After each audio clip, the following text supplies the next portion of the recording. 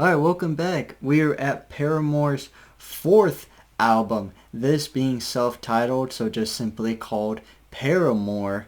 It was like, 4 years between Brand New Eyes and this album. But the difference, besides music-wise, is that, well, you're down to three members now.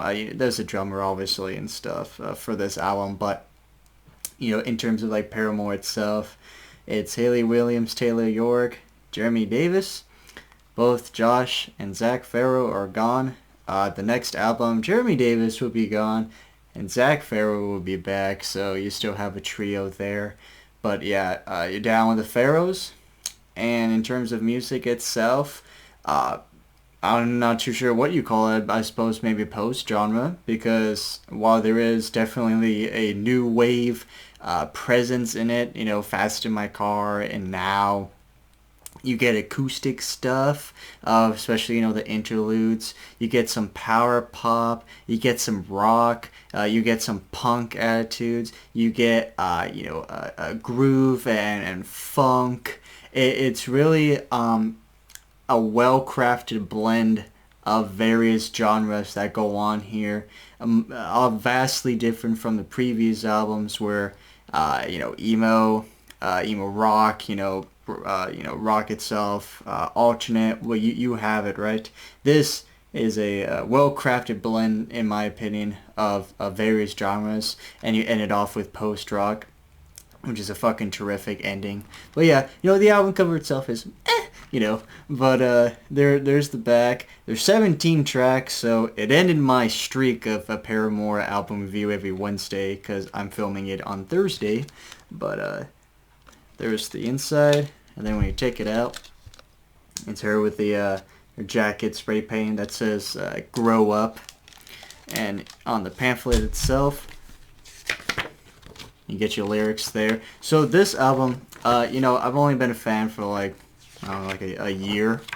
Here, there's the band right there. That's a nice shot.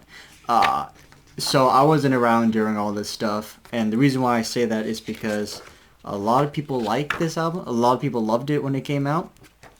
A lot of people hated it. All right, I think definitely a lot of people either on board or new members or current fans that really did enjoy this stuff stuck around, and it's quite a handful, to say the least, that were like, I don't like this. This isn't for me.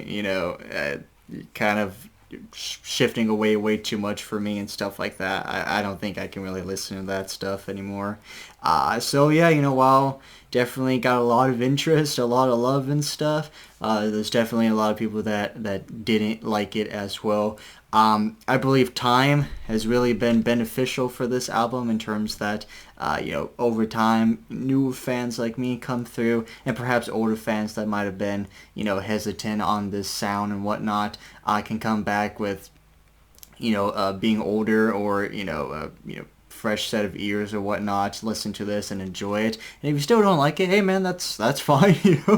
I do think there's kind of a little bit of gatekeeping that goes on with this album and the next album, with it being sounding so professional, well crafted, genius lyrics, that if you don't like it, or you're kind of dumb or something like that. I only see it a little bit, but yeah.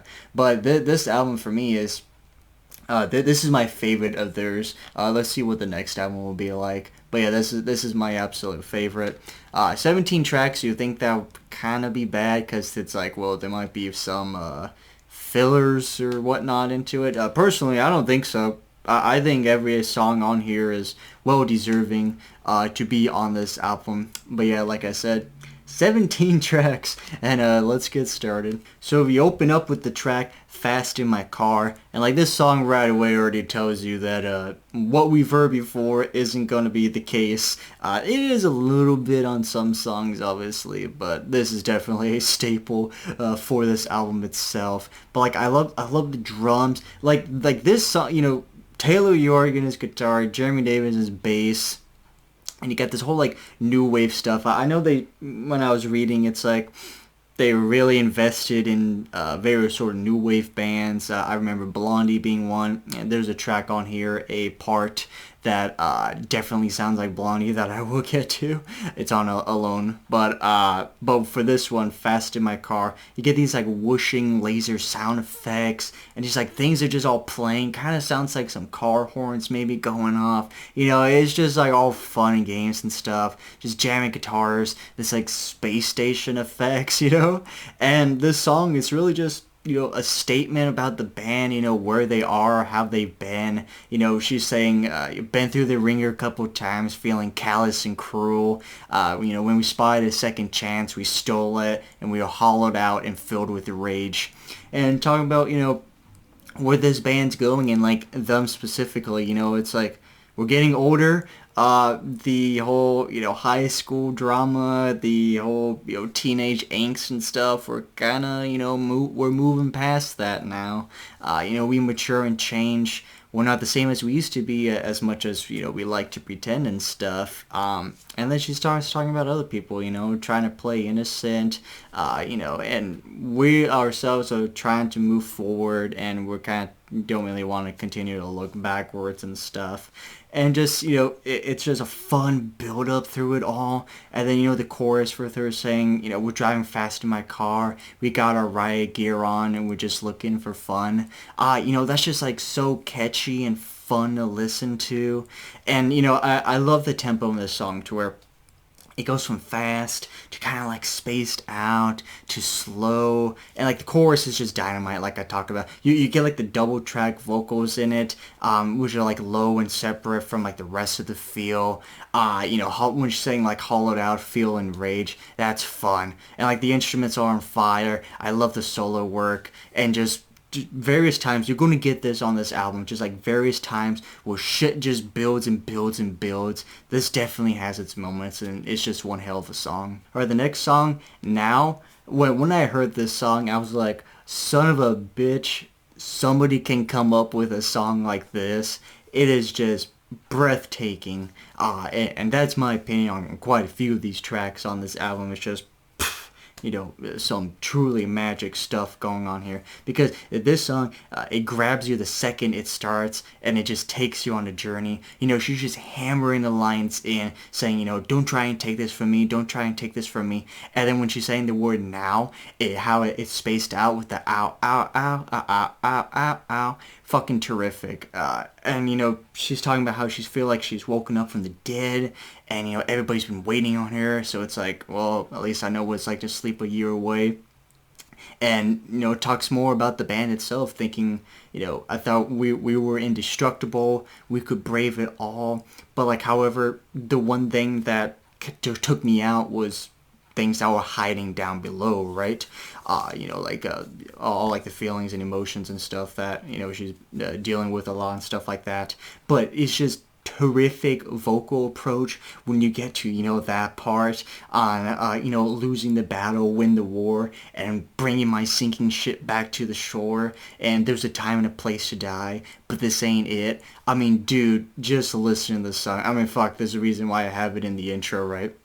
It just builds and builds for the instruments, and just her emotions and passion through her voice just come through, and you're just left with goosebumps. And of course, when that chorus hits, right, asking if there's a future, we want it, and then her voice kind of low a bit, saying the now, ow, ow, ow, ow, ow, ow. So you go through all that, and then you're right back at it with her hammering the lines of don't try and take this from me, don't try and take this from me. And then when you get towards the end, before the final chorus, where she's just bellowing out the lines, there's a time and a place to die, but this ain't it, no. And then it just hits the chorus again, just fucking chef's kiss. That this is an amazing song. Alright, this song, drifts away from what we've heard, like I talked about, post-genre spaghetti, just various stuff that goes on in this album. And this one, kind of starts it for a bit, for the song Grow Up, more of a straightforward song, but I do like the drum beats you hear, like, it's got like this like low synth sound that's in the back of it. I don't really know the exact instrument, or like if you even is a synth. I don't know, but you kind of hear it, and it gives it its own charm. And like as the title suggests, it's all about growing up. You know, she hammers this stuff too. You know, you could just see her like, you know, fuck this, you know, type of thing. Because when she's talking about in the beginning, she's like, I told them where to stick it. You know, I'm leaving town with the boys. I'm dumping all my fake friends, and you know, we're going to make a name for ourselves.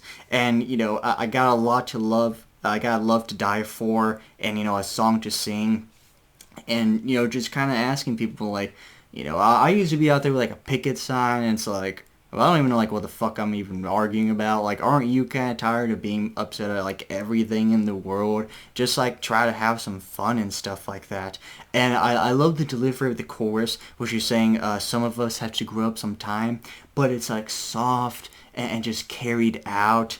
And then like when she hicks it out, when she follows it with this sort of, you know, big like sigh type of thing when she says, and so, you know, I'm going to leave you behind, right? And you know, there's a nice moment where things, you know, get low, and she's talking about getting along with the reality. You know, for the most part, me and reality, we're basically light and dark, but those moments where we can get along. And you know, that part too, it's got a, like, her voice is kind of, I always say the word distorted because I don't know what the fuck else to call it, but you know, it's just kind of low and down, saying, you know, we get along, and then you know, you build up again for the chorus itself as well. So you know, they've written quite a few tracks of grown up and like everything that has to go through and stuff like that. But you know, you do end the song. It's like a lengthy chorus followed by a long ending of, I'm just going to guess, like a piano or something. But it's nice way to end it, and it's a fun song. Alright, the next song is Daydreaming. This is a great song. I love this song. This is anthemic, and I can totally picture, like, as soon as you listen to the song, I picture myself, you're like laying on a hill, and you know, it's a sunny day, and you're looking up at the clouds, and you're thinking, right, like you're daydreaming. And like the song totally encompasses that. She talks about waking up like in a city that of sleepless people, and like, you know, the people here and around, like they don't really like to leave. So like, you know, you know, like a bunch of people, right, that they have like a certain zone that it's like, yeah, you know, things around me, I'm fine. I don't really feel like branching out too much. Like, oh, that's like, you know, 3 hours away. No, it's okay. I don't think I'll ever visit that place or that country. It's just too far. I like my grid zone here. But for her, which, you know, I think a lot of people can relate to like that sort of atmosphere, that attitude of like a town itself. And it's like, you know, especially end of high school and college, it's like, man, I want to go out and explore, right? So she's talking about, you know, building a house and just like living my dream, because I'm like a student in class at towards the end of school, waiting for the final, you know, second to hit the clock so I can go out running, right? And she talks about the town itself, which it's like, well, while, you know, I love it and stuff like that, and like I'll never forget it, it's just not enough anymore. Like, I have to go out, explore, live my dream, and just like live life to the fullness. You know, like the serious of it all, just topped with an energetic performance of the chorus about daydreaming all the time, and you know, once being only half alive, but now I'm alright. I think this is a great song. Alright, you get to the first of, I believe, 3 interludes. This one's called Moving On. So each interlude, it's literally just Haley with a ukulele. However, like, while that might sound, you know, kind of like a skip or whatnot, the amount of like passion that you feel through these songs, and just like her being, you can just easily tell she's just like totally into these type of songs. And they're only like, I don't know, like a minute long, if not less, on like one of them.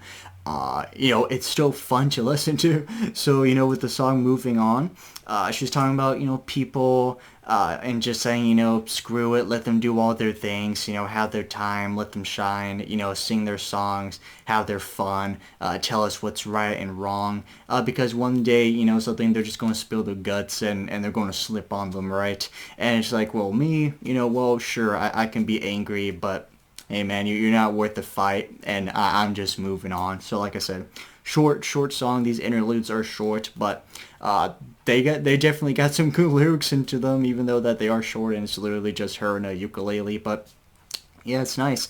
I heard her say that she doesn't really call them songs. It's just like literally interludes to where you move on to the next section of the album. And yeah, I totally think it works. It's kind of a cool sort of a novel sort of book thing going on. All right, the next one is called "Ain't It Fun."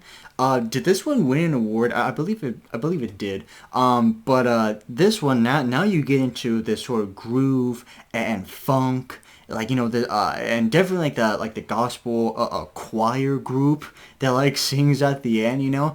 Definitely something new. Never heard this stuff in previous Paramours.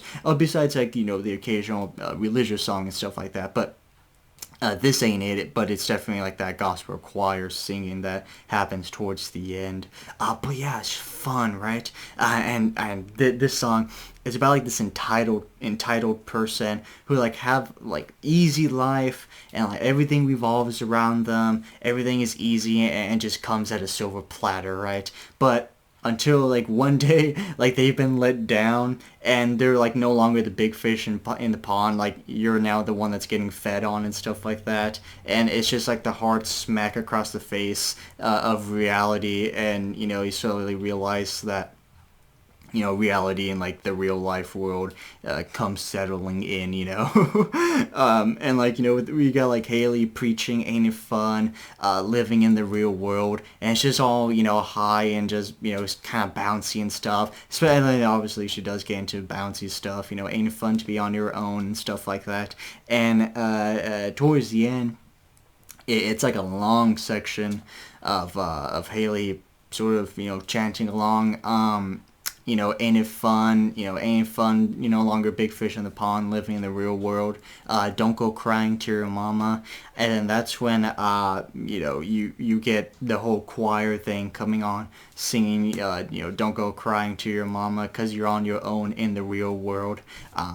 It's a fun song. Or the next song is Part 2, which is the sequel to Let the Flames Begin, which I talked about on like the Riot album, but this one, terrific. Same, emotion and passion as Let the Flames Begin, but a much more different environment that we're feeling in here, because, like, when she's singing, dancing all alone, totally picture, I think, for as much as kind of like a boring cover that is, I totally picture this when I listen to this song. It's kind of dark with only like a glow to show yourself, and just dancing and stuff, and just like feeling lost in all this space and whatnot. But yeah, Part 2, great song, just sort of ambient feel, kind of Pink Floyd-ish. And it basically repeats the first line of Let the Flames Begin, which is when she's saying, what a shame we all remain such fragile, broken things. She references Brand New Eyes when she talks about a butterfly, having its wings taken off. And with it all, she's saying like there's a dark place in my heart, and what was once a burning flame, like Let the Flames Begin, it's now just a tiny little spark. And like I said, the isolated feel, I love it, and especially get that in the chorus, which like just like mirrors her dancing and feeling all alone, and feeling lost fighting a war that's already won. And when she sings the lines, because like the lines "Oh glories" here as well, but while Let the Flames Begin, it was all triumphant. This one is low and just sort of spaced out, which is great. And you do pick up the tempo from the first stanza, but this time it's like not about trusting people who don't look you in the eyes. And she's saying like she has scars on her heart and just sort of scrabbled in the mind and stuff like that. And the instrumental section, terrific stuff. Just goes playing and playing and playing, and then like Haley's lines at the end of the song just come through. They bleed together perfectly, and it's like this distant echo of saying, I wrote down these lines. There's like quite a few tracks that I wrote down the lyrics just because I think they're amazing. She says, like the moon we borrow our light, I am nothing but a shadow in the night, So if you let me, I will catch fire to let your glory and mercy shine. With shine just like echoing and just like drifting off and repeating itself. It's one hell of a track. Or the next one, Last Hope. You want to talk about terrific lyrics? Listen to Last Hope. It's deep, it's serious, it's personal, it's from the heart, and you take that spark from part two and you try and make something out of it, right? You like right off the bat, you already know like what type of delivery and like story it's going to be when she says, I don't even know myself at all. But like the more I try to push, happiness, I'm trying to force myself to be happy. Like the more I realize like that's really not going to work. And like what I have to do is I just have to let go of control. And she talks about times to where, every night I just, kind of pray that I wake up to a better morning, just dream of a better day, and then only to wake up to the same cold reality. But while I feel stuck here and I feel, depressed, lost, hopeless, sad, just scratching and clawing, trying to find some sort of happiness, I know that that day will come where I will feel strong and happy and, dig myself out of this hole that I'm in. And it is that spark, like, from part two. And she says, like, she just gotta let it happen. I gotta let go of control. And I gotta take that spark. It ain't much, but it's enough to keep me going. And, fucking terrific, deliveries. And, the whole message behind it. And, the instruments coming together during the chorus. Then, like, they dissipate when she starts singing about, like, the salt in her wounds. And, the various pain and stuff. She's like, this stuff still hurts, but it doesn't hurt as much because I'm not afraid of hurting anymore. And, like, the whole band comes together at the end, singing the lines, gotta let it happen.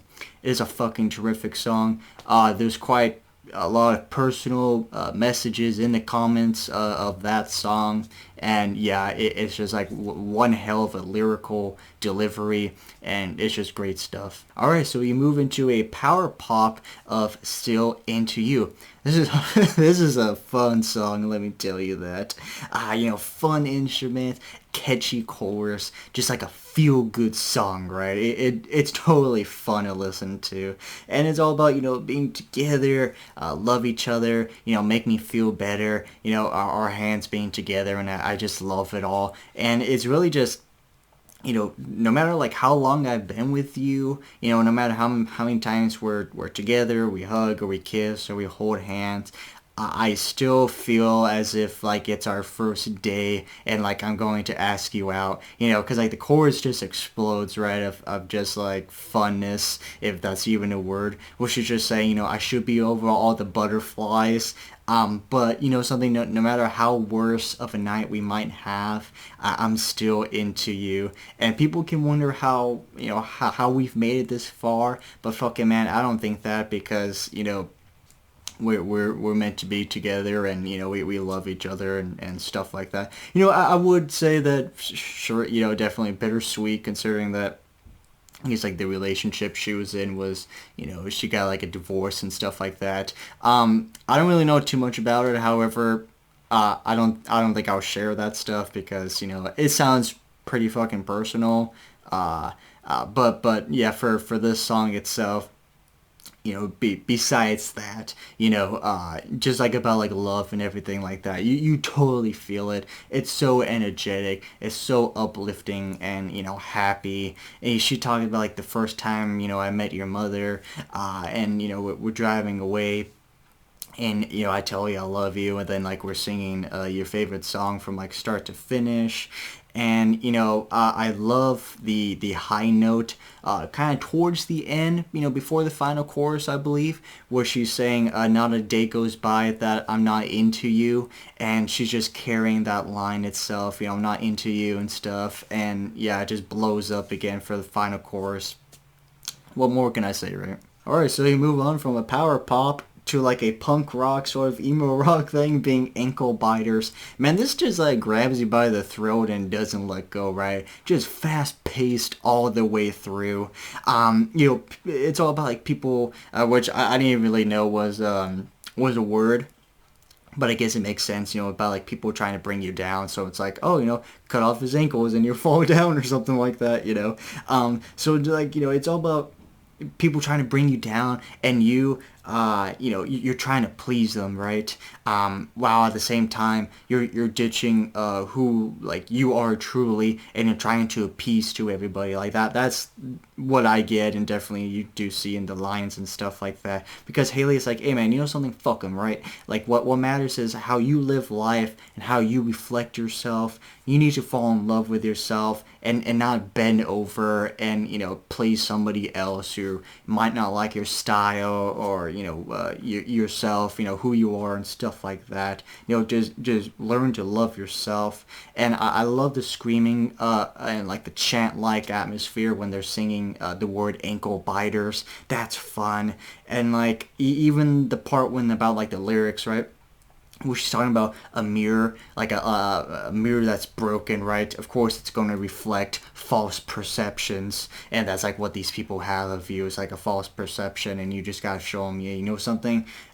If I keep on trying to please every single person, you know, running to and fro, just like, okay, you know, I'm gonna fucking drop dead. So why don't I just take care of myself and make sure that I believe in myself and I feel genuine and I love myself, and fuck everybody else, right? So yeah, fast pace all the way through, rocking all the way through, you know, punk rock, you know, emo, all what, you know, whatever the fuck you want to call it. It's just a fun paced, heavy hitting song. Alright, you enter another interlude, this one called Holiday.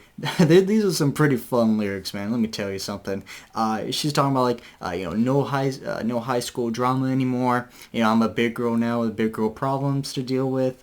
I'm now living in my apartment, drinking coffee, reading the paper. I'm saving money by only buying top ramen. And I graduated with honors on top of all of this stuff.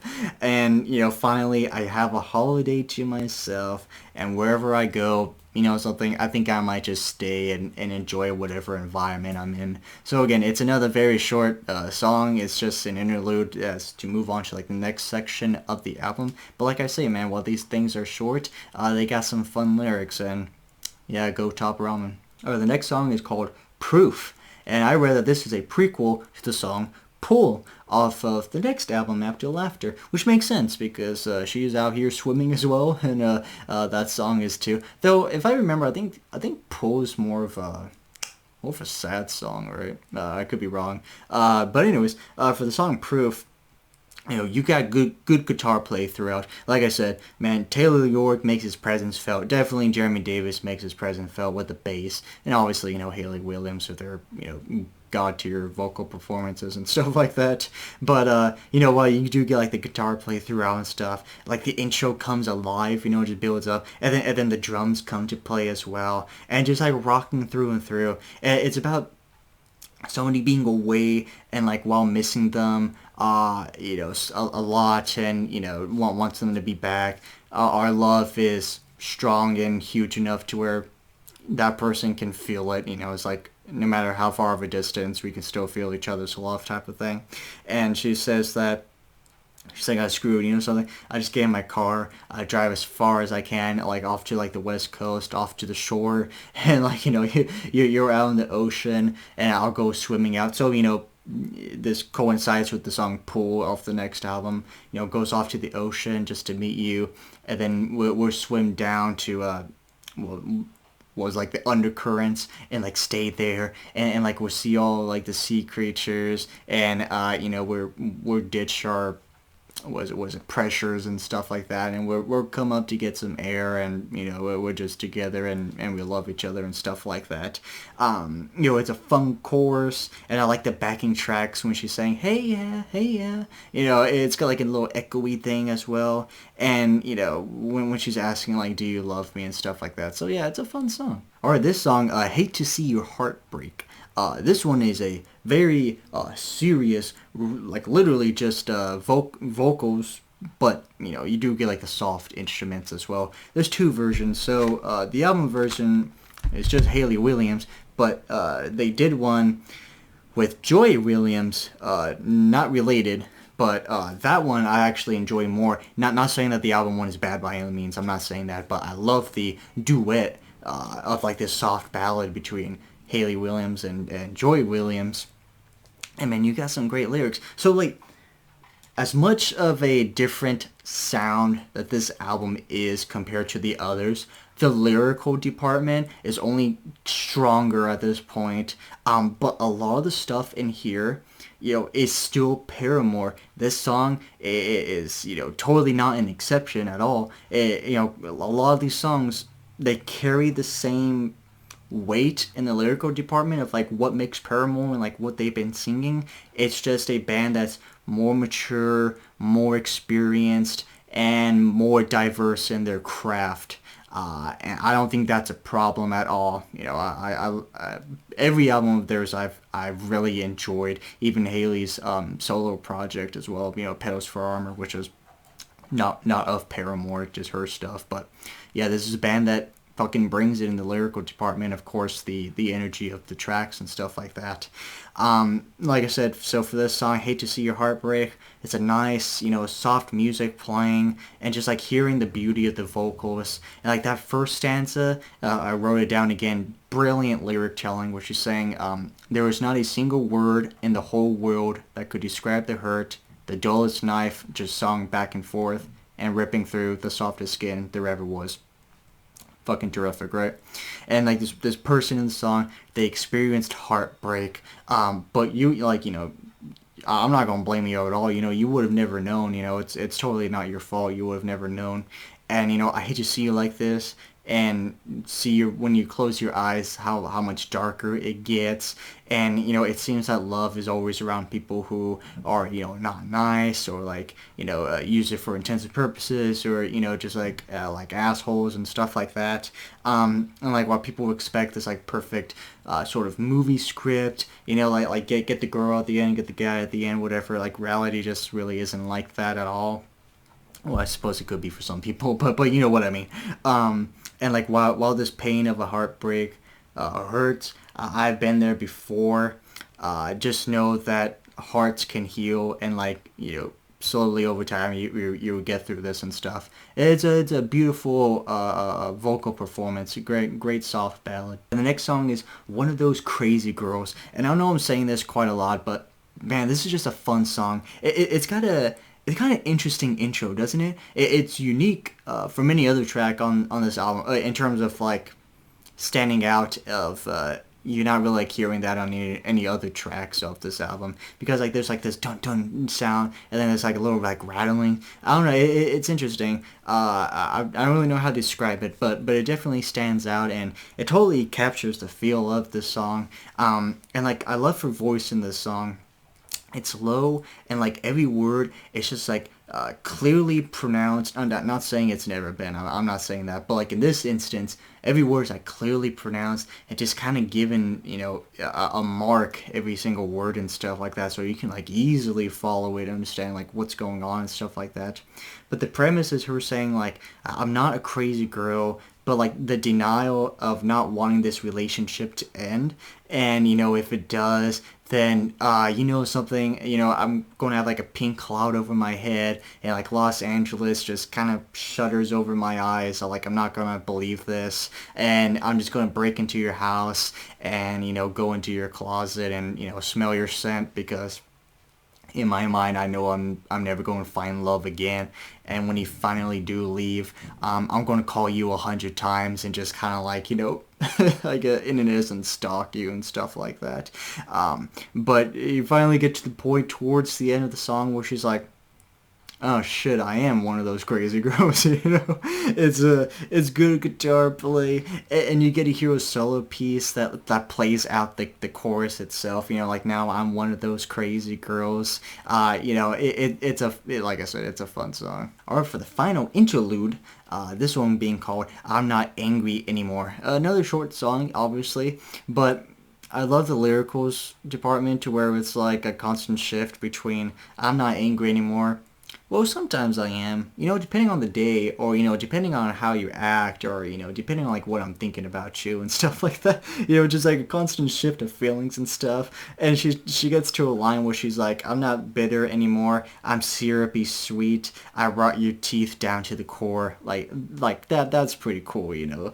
And then towards the end, she's like, I know when it comes to me being happy, I know I'm happy if I wake up in a giddy haze and I know I'm not angry anymore. So, yeah, you know, it's fun. All right, the next one is called Be Alone.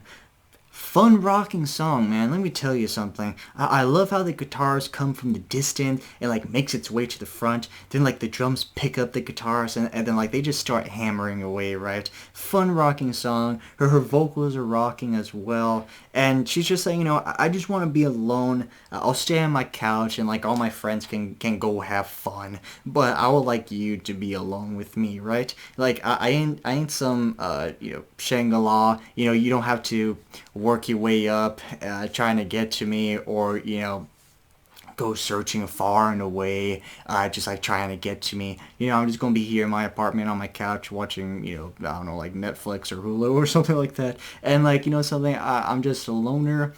And I would like you to be a loner as well, but just, you know, with me and stuff like that. I love the soft delivery of her saying the word alone before the chorus hits. And like the chorus itself, it just like has like this rising element to it where she's like, you should be alone. And you know, it's fun, right? And when I said earlier of this video, when I was like, there's definitely like a Blondie moment that I was like, that's Debbie Harry right there. Is when she says we could be alone together, and like the word together echoes out. But that line, we could be alone together, it's kind of low, and it's got like this robotic sort of feel to it, this like futuristic feel to it. Totally the song Atomic by Blondie, when, you know, Debbie's like, Atomic, you know, and then you go off on like the solo work and stuff like that. I was like, yeah, fuck yeah, that totally reminds me of it. But, you know, the point of the song itself is, you know, we can be alone, but never too lonely, as she says. And yeah, man, it's just a fun rocking song. All right, to end the album, yes, this has an end. Track 17, this one being called Future.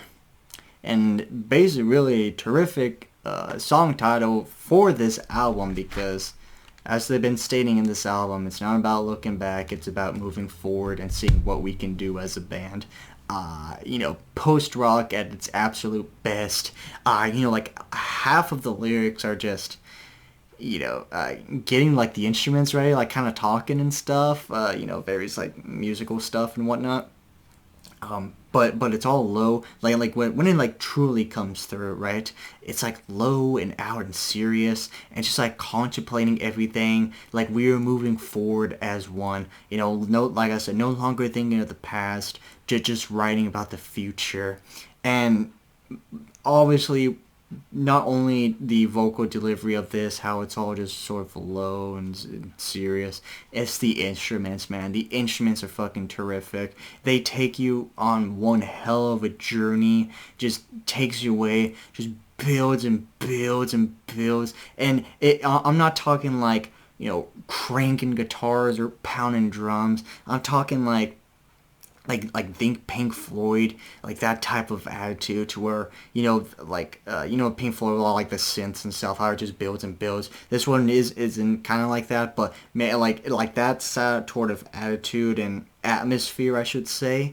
Yeah, it just builds and builds with the drums and everything. You know, it terrific, but like it's not like head banging crazy, you know. It's just beautiful, for like a lack of a better word.